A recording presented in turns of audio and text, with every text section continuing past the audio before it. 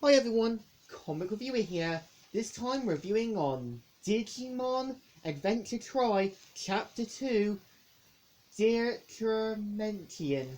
Now, keep in mind that Digimon Adventure Try was meant to kind of be celebrating the 50th anniversary of the Digimon franchise and was meant to be a 6-part series and a direct sequel to Digimon Adventure and Digimon Adventure 2. And a couple of months ago, I did review the first part, so I mainly wanted to do the second one.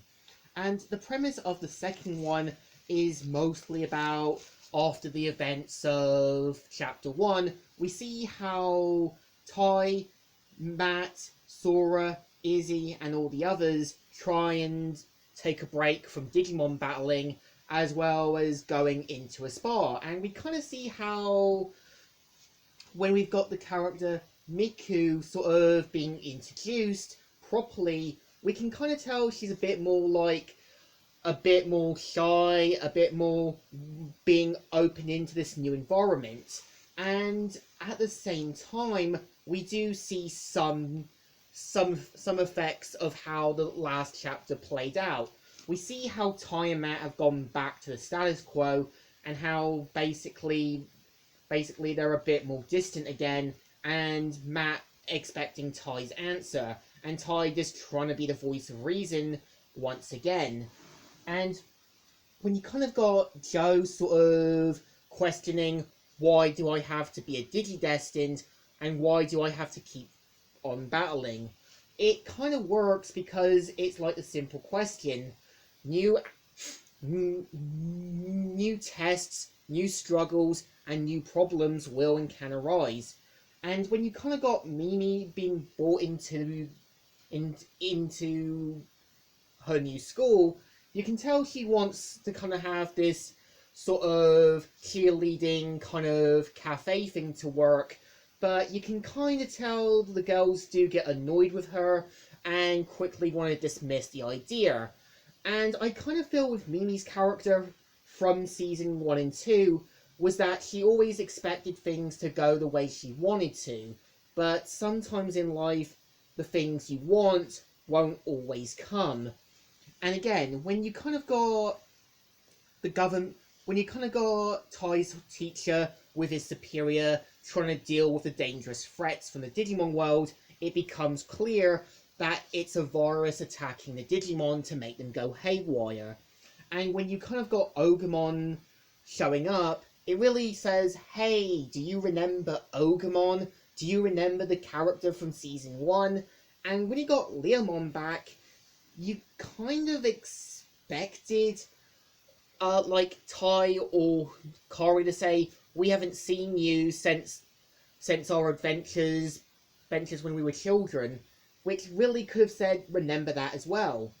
And I think what makes it work a bit in this one is that we do see how the team are a bit more at each other's throats. We see how everyone is a bit more like pointing the finger at each other, which is a realistic thing.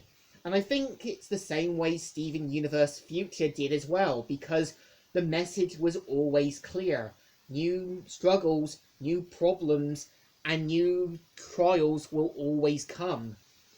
As well is that when you've kind of got the mysterious person who looks like Ken showing up, you kind of expect it to be somewhat like a new villain.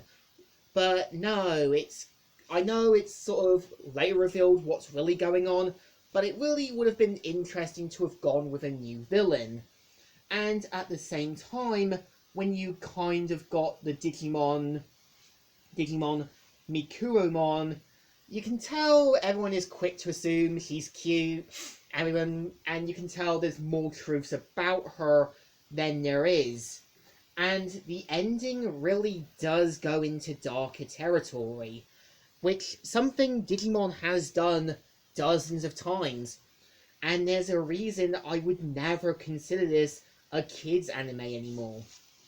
And as well is that with this one, we do see how the other Digimon are finally able to go Mega, which was always a personal gripe of mine with Season 1.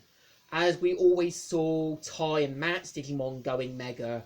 And also, when you kind of got the sort of PSP game that was only came out in Japan, they actually improved on that a bit better. And I would have liked to have seen a sort of Alpha Girl be the sort of dominant force to Mimi, expecting what she wants more from the other students than her. So, in a way, Chapter 2 really does answer a lot of questions, like sort of finding your place, still trying to be what you want to be, and also still trying to put things together. It's a realistic subject. So I definitely think it deserves a thumbs up. Still good and still alright.